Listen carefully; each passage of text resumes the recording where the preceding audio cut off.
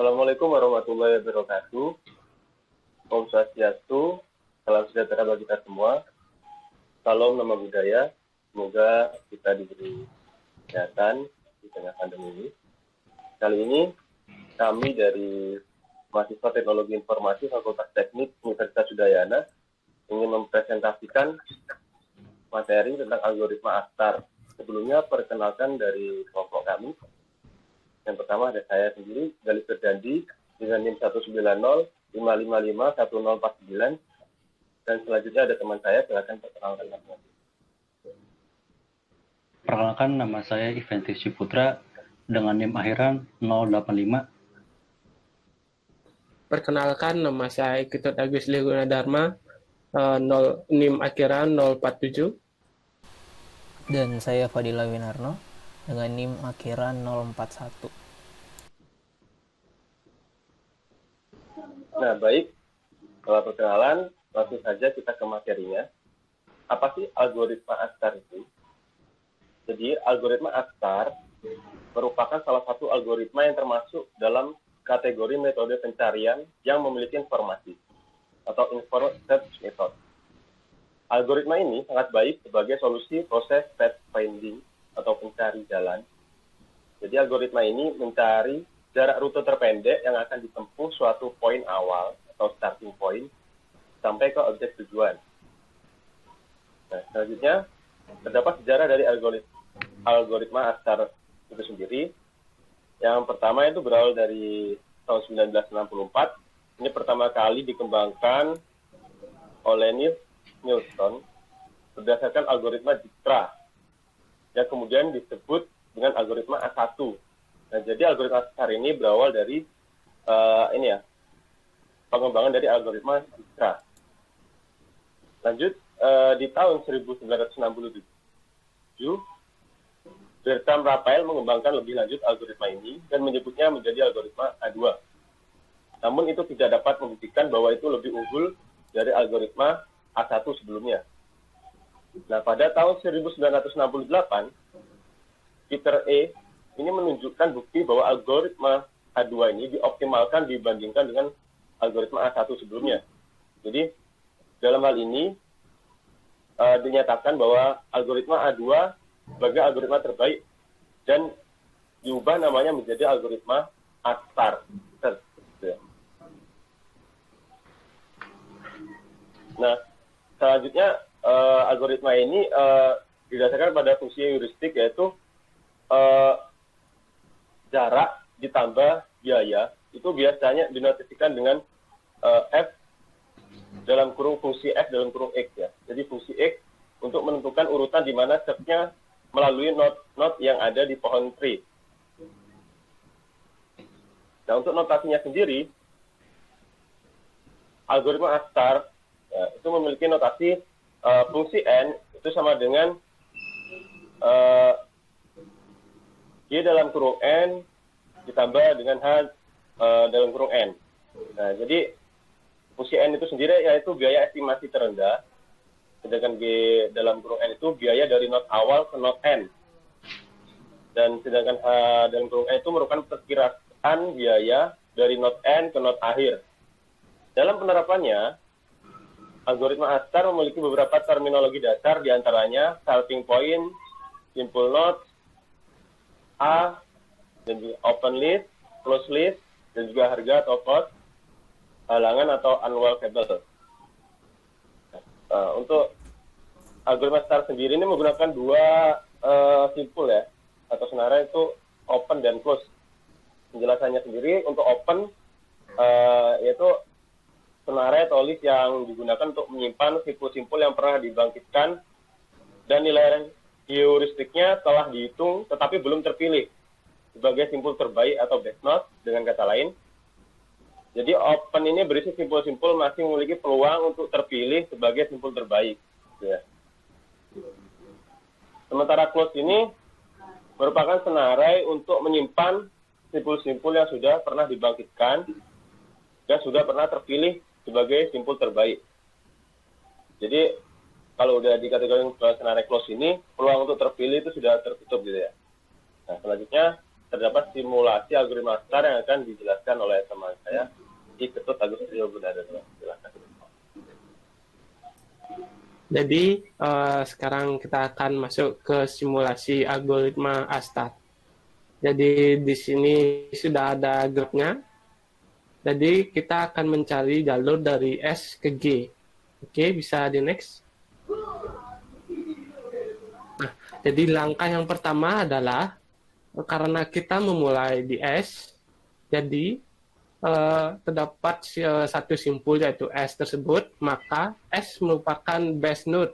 Maka dari itu kita memulai dari base node. Selanjutnya adalah kita bisa memilih node C, yaitu jaraknya, total jaraknya yaitu 80. Dan untuk close, seperti yang dijelaskan sebelumnya oleh teman saya, itu node S menjadi close, dan yang open itu A, B, dan C. Oke, next. Langkah kedua, jadi C, seperti yang saya jelaskan sebelumnya, punya biaya terkecil yang setelah dijumlahkan yaitu 80. Jadi C ini menjadi base node yang sekarang, dan dipindahkan ke close. Jadi semua suksesor C dibuka, yaitu F dan H, dan dimasukkan ke open. Jadi untuk base node selanjutnya adalah A dengan biaya 90. Jadi yang close tadi sudah, yang close adalah node S dan node C, dan yang open adalah node A, B, F, dan H. Oke, next. Nah, jadi langkah ketiga, di mana A dengan biaya terkecil yaitu 90 yang dijumlahkan jadi fungsi notasi sebelumnya, yaitu yang dijelaskan oleh teman saya sebelumnya sebagai base node, A tersebut sebagai base node, maka dipindahkan ke close. Suksesor A dibuka, yaitu G dimasukkan ke open.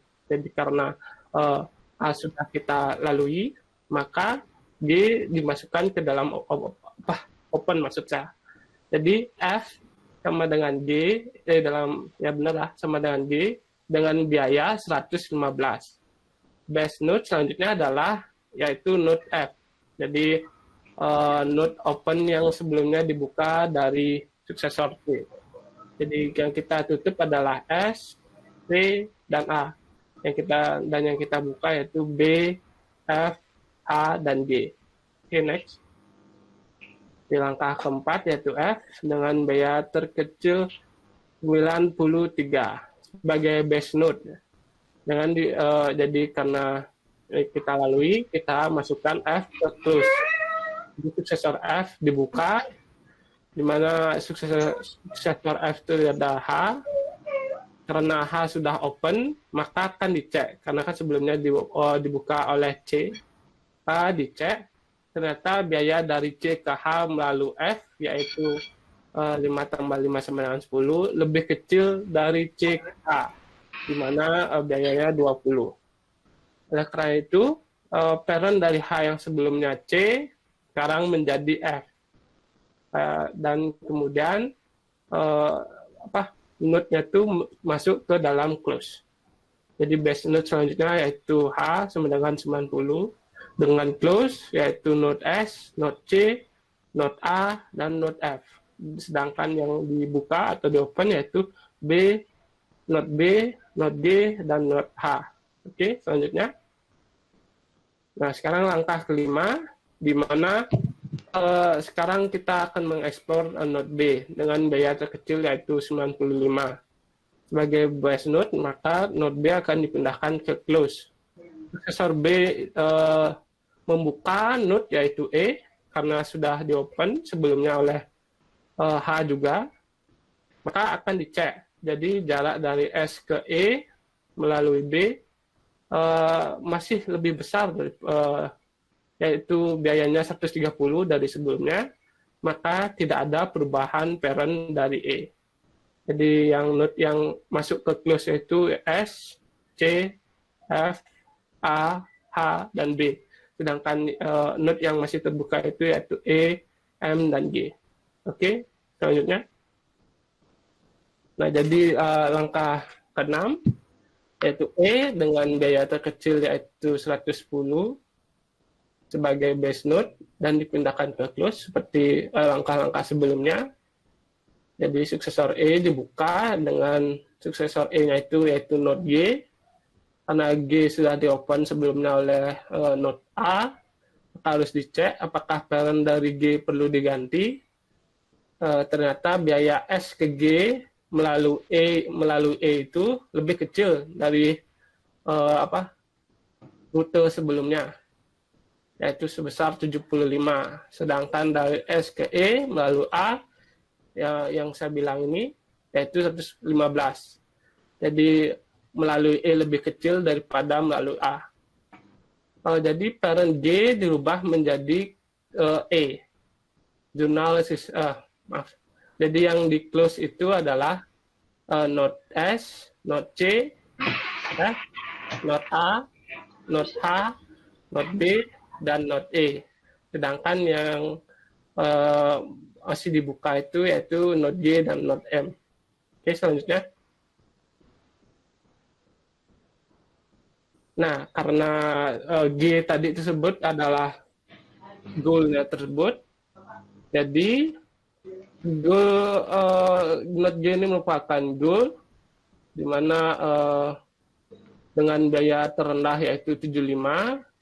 Berarti kalau sudah ditemukan biaya terendah, maka akan diberhentikan pencariannya. Jadi rute dan total biaya bisa ditelusuri balik dari G ke S, karena setiap simpul hanya memiliki satu parent, dan setiap simpul memiliki informasi biaya sebenarnya.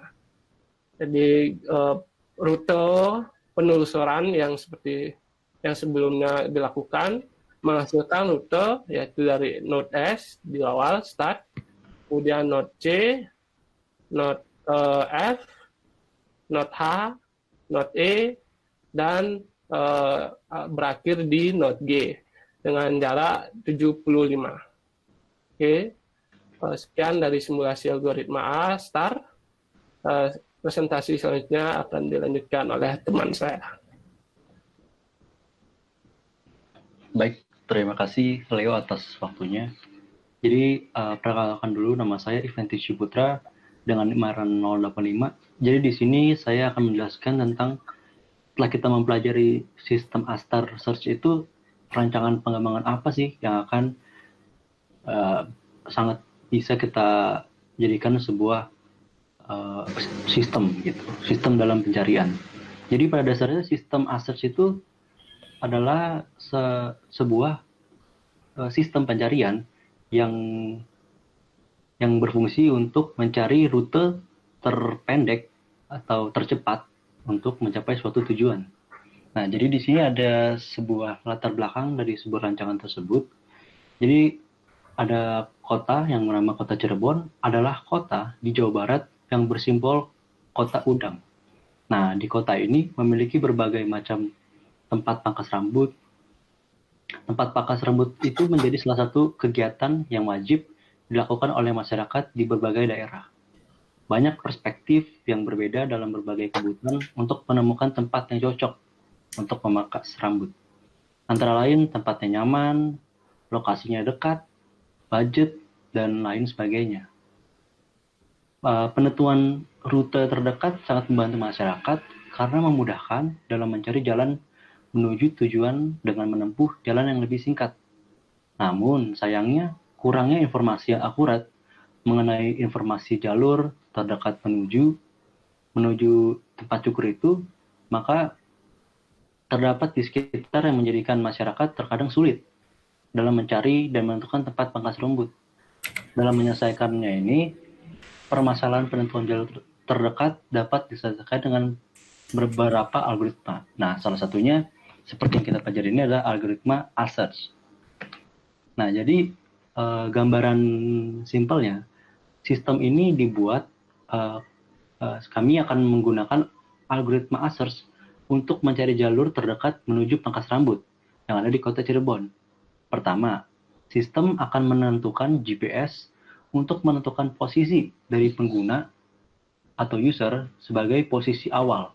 Nah, lalu sistem itu akan menampilkan lokasi-lokasi dari tempat pangkas rambut yang ada di sekitar pengguna. Nah, setelah itu pengguna bisa memilih tempat pangkas rambut yang akan dituju itu, dan sistem akan menampilkan detail tentang tempat pangkas rambut yang sedang dipilih tersebut. Jika pengguna sudah menentukan tempat yang dituju, maka sistem akan menunjukkan jalur terpendek yang bisa dilalui oleh pengguna ke tempat pangkas rambut yang dituju. Nah, setelah pengguna sampai di tujuan, maka sistem telah selesai digunakan. Jadi itu adalah salah satu contoh rancangan pengembangan sistem Asearch di sistem pencarian tempat pangkas rambut di kota Cirebon. Mungkin itu adalah salah satu contoh, dan terima kasih. Selanjutnya presentasi akan dilanjutkan oleh teman saya. Terima kasih. Baik, terima kasih teman saya, Ivan. Sebelumnya perkenalkan, nama saya Fadila Winarno dengan NIM akhiran 041. Di sini saya akan membawakan tentang apa sih kelebihan dari algoritma ASTAR yang tadi dijelaskan oleh teman-teman saya. Nah, seperti yang dijelaskan sebelumnya, bahwa algoritma ASTAR itu bersifat eksponensial dan secara khusus dirancang untuk menjadi pintar. Nah, apa sih maksud menjadi pintar? Nah, di sini algoritma ASTAR itu mampu mengingat semua jalur paralel yang telah dicoba. Ya, nanti setelah mereka dicoba oleh algoritma ASTAR tersebut, mereka akan menilai seberapa sukses jalur yang telah mereka pilih. Sehingga secara eksponensial, algoritma ASTAR itu mampu untuk secara selektif memilih langkah berikutnya atau langkah yang paling tepat, di mana ia memiliki peluang terbaik sebagai jalur yang paling optimal. Nah, selanjutnya kelebihan dari algoritma ASTAR itu, ia menggunakan metode heuristik, di mana ia dapat mengoptimalkan pencarian. Nah, di sini maksud dari mengoptimalkan pencarian adalah ia dapat menentukan fungsi yang pada tingkat tertentu. Nah, maksud dari fungsi dari tingkat tertentu ini, di mana ia mampu untuk menghubungkan atau mencari cabang dari suatu node, yang node tersebut itu bisa mengoptimalkan atau membuat peluang yang lebih baik dari node yang lain, sehingga pada tingkat tertentu nanti ia dapat menilai misalnya biaya atau cost yang akan digunakan dari suatu node itu mana yang paling optimal ke target yang akan dicapai. Next slide, Bu.